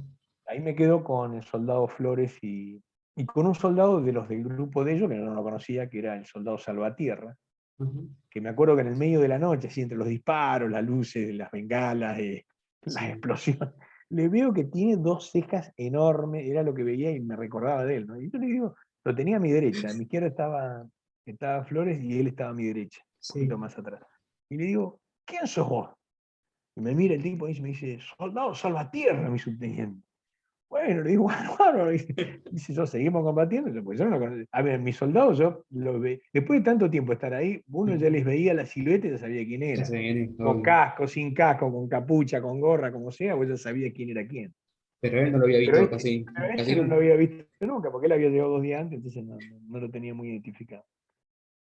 O sea Así que que bueno, ustedes tres se quedaron apoyando el nos quedamos repliegue. a apoyar al final, el repliegue final, y bueno, ya al final, y finalmente ya cuando ya incluso empezó a caer la artillería nuestra Ah, mira. batió la posición, como no podía, no estaba en el alcance de batir más hacia adelante, Sí. bueno, y sí podían llegar a donde estaba el regimiento, bueno, ahí el jefe de regimiento había pedido fuego sobre propia posición, porque ya Ujú. estábamos llenos de enemigos.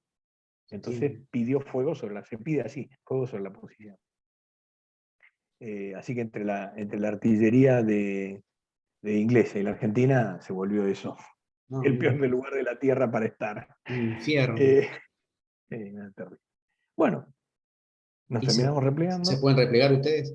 Sí, sí, nos logramos desprender y bueno, unos 300 metros más adelante, bueno, me junto ya con todos, nos revisamos, qué sé yo, bueno, y sacamos un mínimo de novedad y seguimos avanzando. Y bueno, ahora vamos a encolumnarnos. Tengan en Ujú. cuenta que dentro de no sé qué distancia de acá hay campos minados de la Infantería Marina. Yo lo que quería era ir hacia el Monte William para ocupar una nueva posición en ese lugar. Ujú.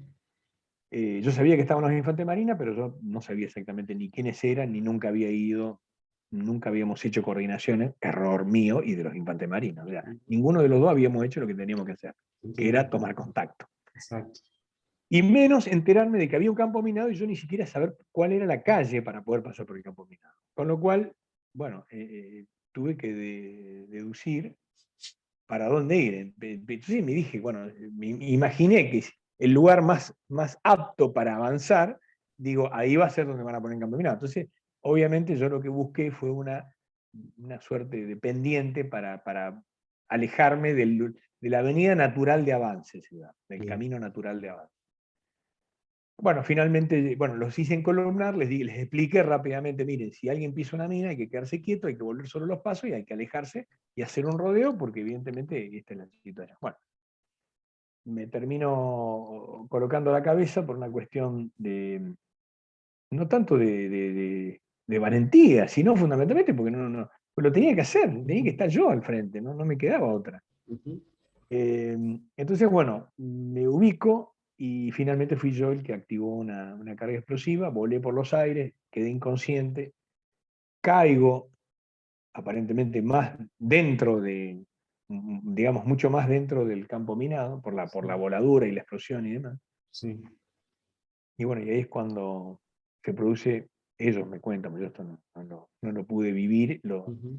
me lo cuentan ellos, de que ellos se quedaron congelados, empezaron dudas. Bueno, atrás mío venía el cabo Orsic, que quedó también aturdido.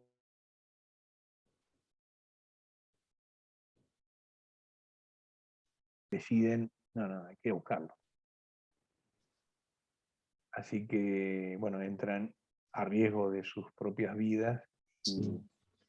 y me rescatan. Algo que, por supuesto, para mí es, qué decirlo, lo máximo que puedo agradecer. No tengo palabras Ujú. ni maneras de... Ellos saben lo que son para mí, ellos son como mis ángeles Obvio, sí. y, bueno, me salvaron la vida, que no es Ujú. poca cosa. En esa situación. Bien.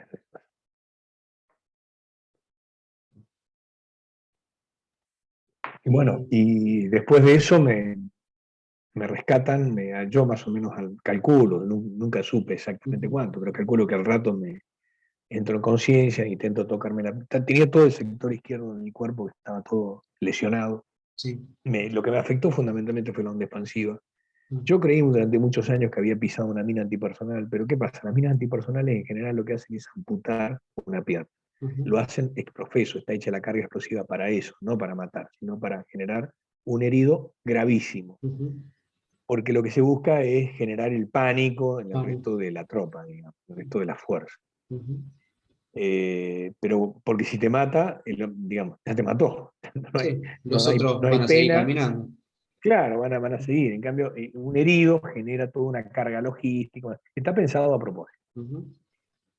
Bueno, me llevaron, yo siempre creí que había llegado al Monte William, finalmente no llegué al Monte William, llego al Monte Tumbleton, al medio me cruzo con gente de la compañía B del 6, ahí me encuentro con un compañero mío que era Bill Gray, y bueno, él me cuenta siempre que yo decía que, que teníamos que ir al hipódromo, claro, porque entre mi inconsciencia y qué sé yo sabía que el lugar de repliegue donde se iba a reunir la tropa que se pudiera despegar del Harriet y llegado el caso se dispersara, el lugar de reunión era el hipódromo, ese era el lugar de reunión de la gente.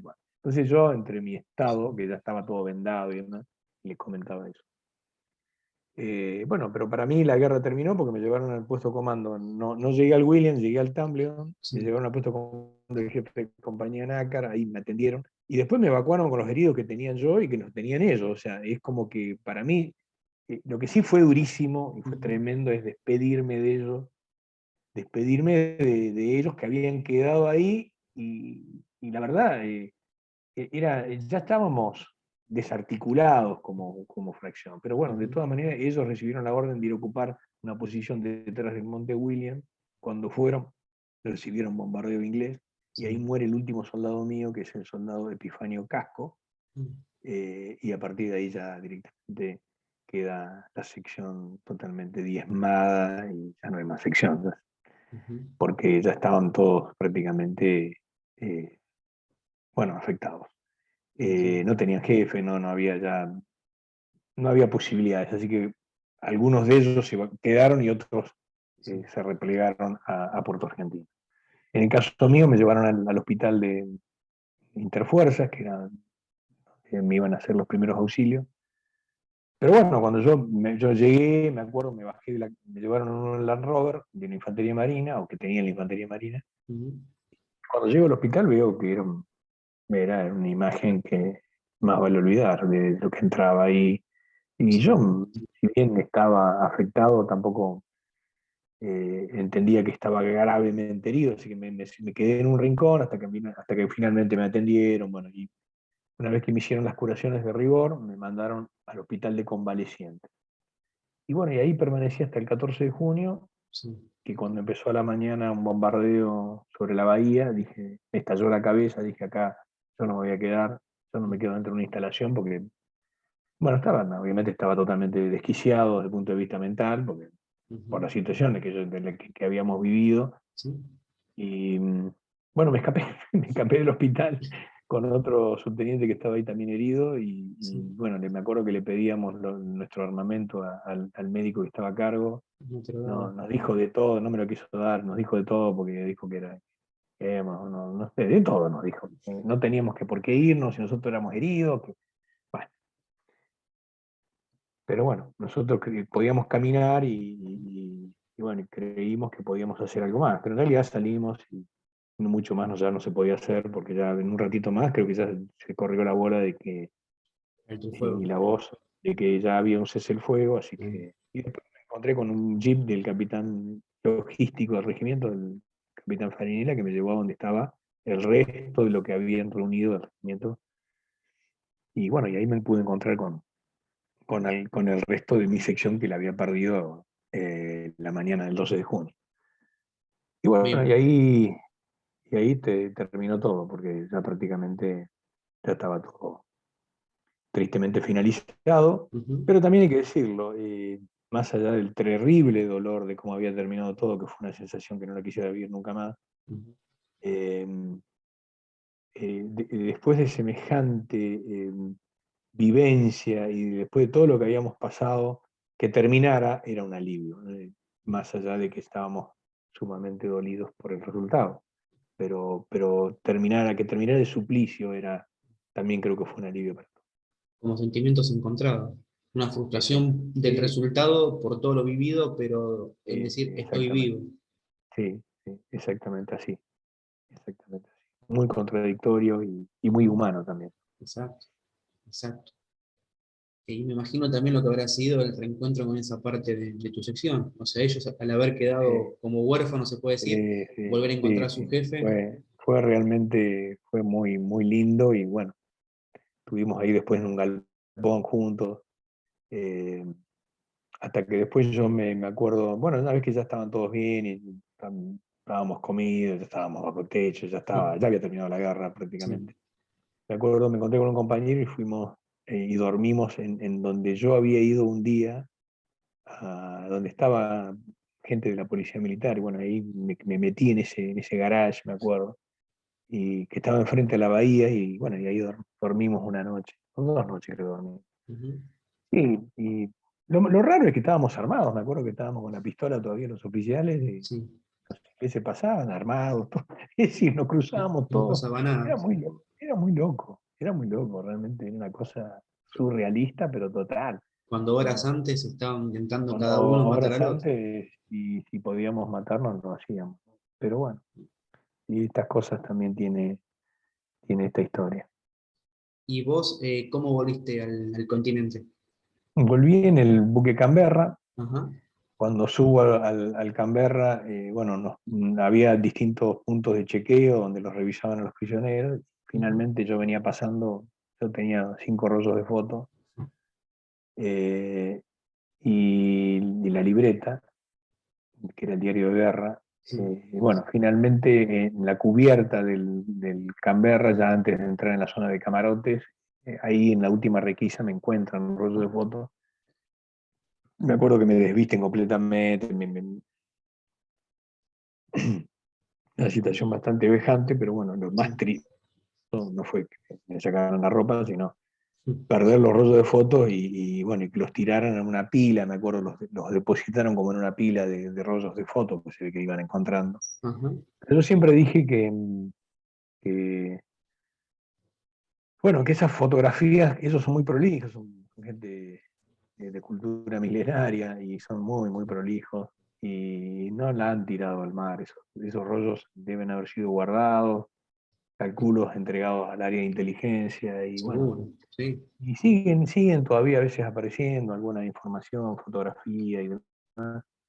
Tengo ¿Encontraste alguna esperanza de de esas fotos tuyas? no, no, nunca, nunca. Y eso que vengo buscando, y mucho más desde que apareció el buscador de internet, Sí. obviamente estoy rastreando y no puedo. He entrado, Por el momento no. por el momento no aparecen, y bueno, incluso si me las vendieran, las compraría Ujú. gustoso. Ujú. Pero no están tampoco, al menos no van apareciendo en el Museo de la Guerra. Ellos tienen una página, el Museo de la Guerra Británica, que, bueno, donde exponen las fotografías que han sido capturadas, y si uno las quiere, las tiene que comprar. Pero no logro encontrarlas todavía. Buscando mis fotos, le terminé encontrando las fotos a Marcelo Ayambías, que,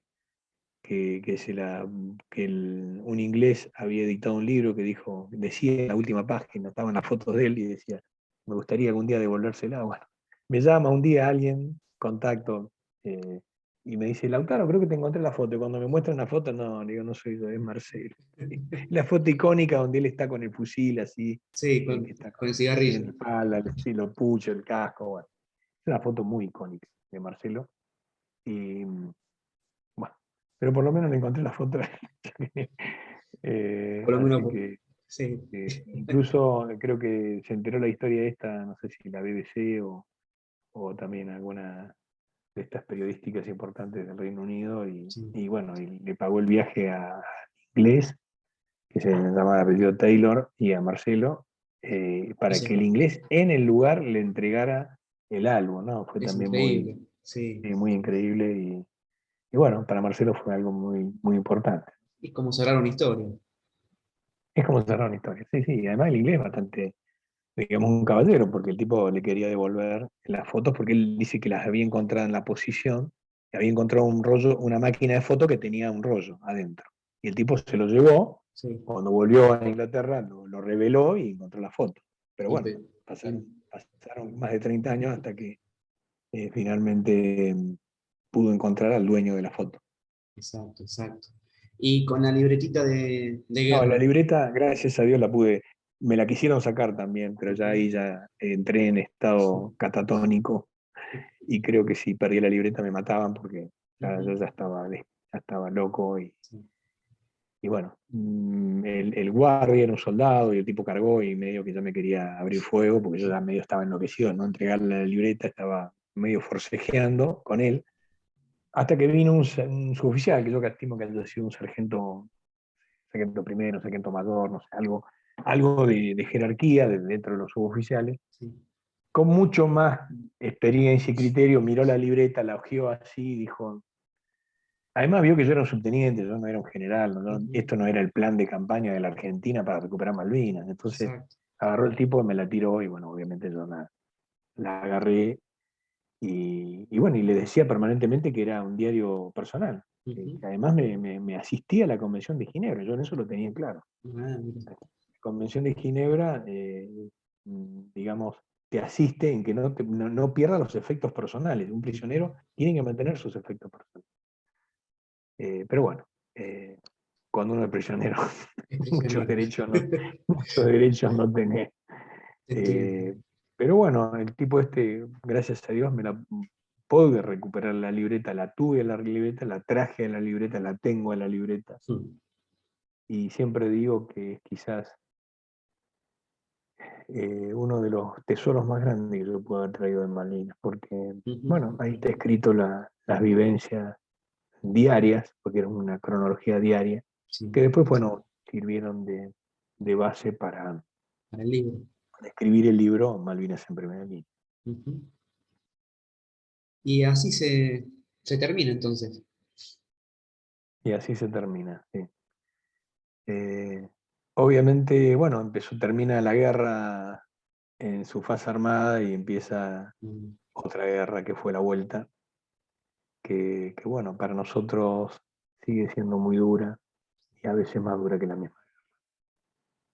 Sí, yo siempre dije que lo que todos llamamos desmovilización empezó en el propio continente, cuando ustedes volvieron. Sí, sí, tal cual. Pero también, Primero, sí. bueno, primero ocultados, Ujú. entrados de noche, todo eso generó mucha bronca y Sí. bueno, por eso hay mucha gente que está muy, como muy dolida, muy Ujú. resentida y es entendible, es Obvio. entendible. Pero bueno, yo no Ujú. me quedo solamente con el vaso oscuro Sí. eh, de, de- del estiércol, ¿no? Que puede tener un vaso oscuro Ujú. cuando decanta, Sí. sino que me quedo en la parte limpia del vaso y trato, por supuesto, trato también de entender, de comprender, de seguir estudiando. Desde el primer día que volví, quise saber y encontrar respuestas Ujú. y las sigo buscando y las sigo encontrando de a poco. Y bueno, y eso lo voy transmitiendo en lo posible a través de mi trabajo, de mis exposiciones, Ujú. de estas oportunidades que ustedes me dan para tratar de explicar qué es lo que pasó, de entender qué es lo que pasó y bueno, y de sacar experiencias de una tragedia, pero que lamentablemente mientras el ser humano no sepa solucionar los problemas de otra manera, la tragedia esta puede ocurrir siempre, en cualquier Exacto. momento. Y para Exacto. eso hay que estar preparado, porque lo peor que le puede pasar a una sociedad es estar eh, inerme de la Ujú. posibilidad de defenderse, ¿no? Exacto, Lautaro. La verdad, fue un placer enorme poder entrevistarte y no quiero despedirte sin hacerte la última pregunta. ¿Qué te dejó Malvinas tanto en lo personal como en lo profesional en el futuro de tu carrera? Malvinas me atravesó de cabo a rabo, como dicen por ahí.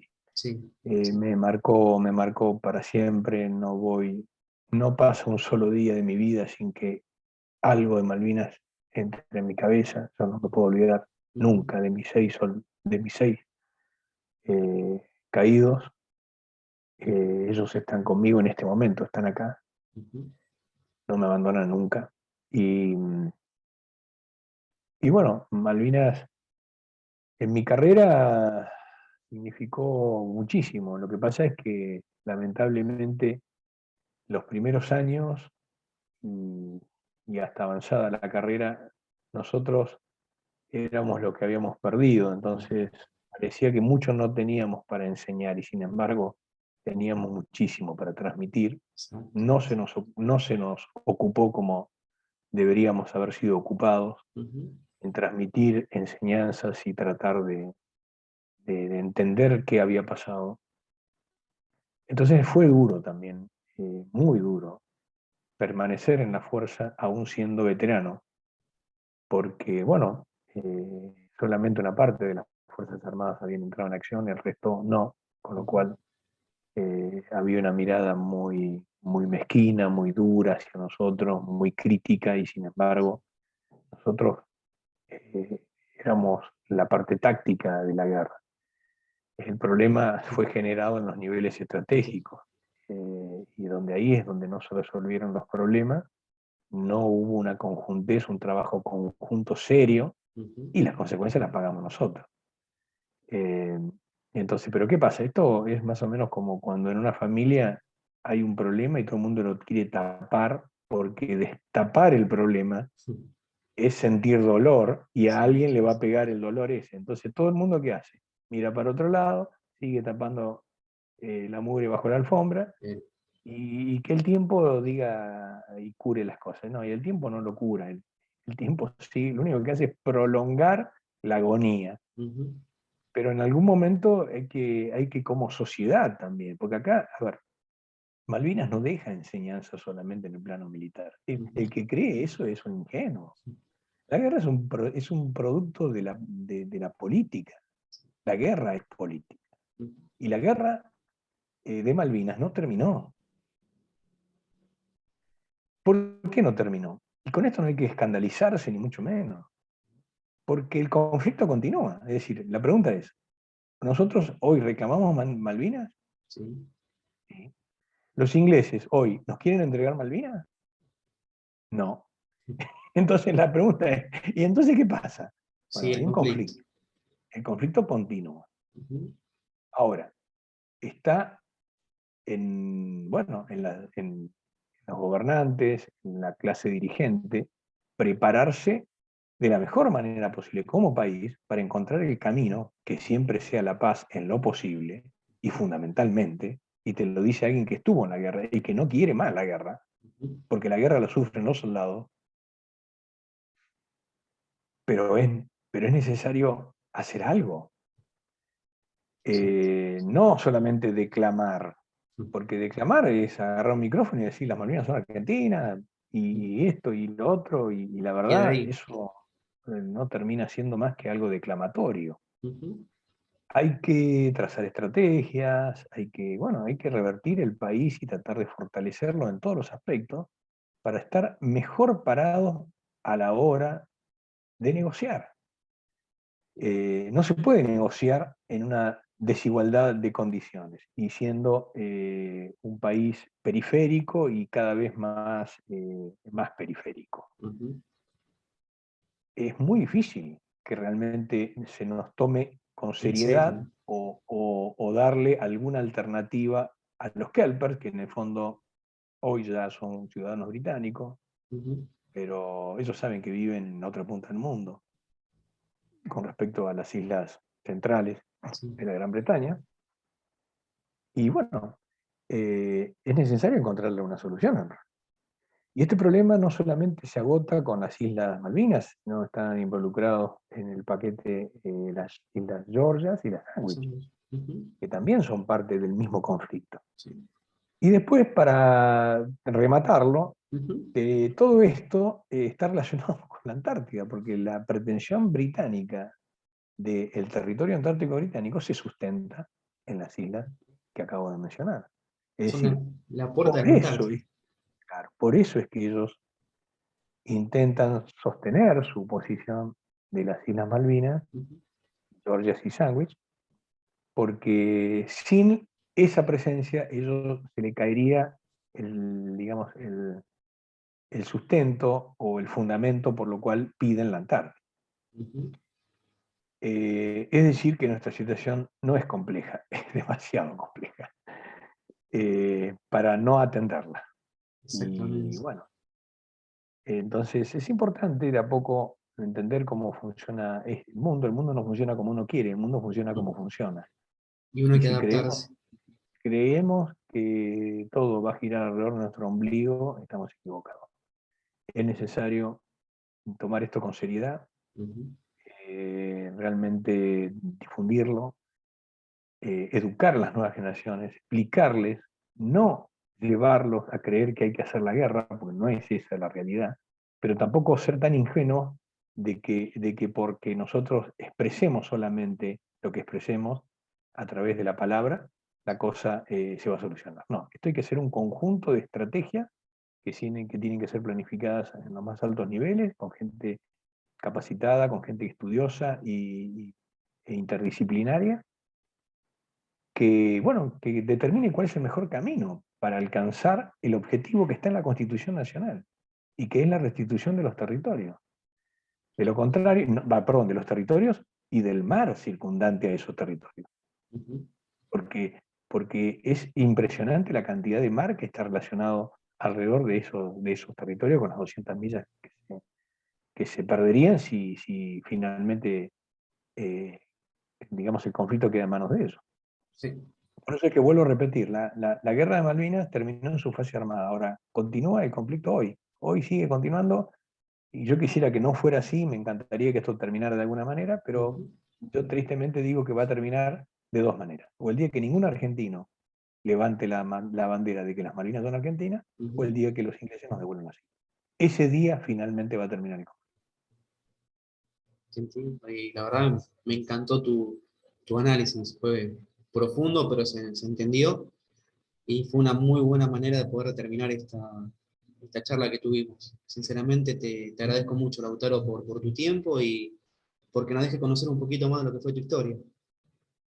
Bueno, muchas gracias a vos, Matías, por interesarte y permitirle a tu público y a todos que puedan acceder a esta mirada. Y así va a ser, Lautaro. Te mando un fuerte abrazo y estamos en contacto. Muchas gracias a vos y bueno, hasta la próxima. Gracias. Gracias.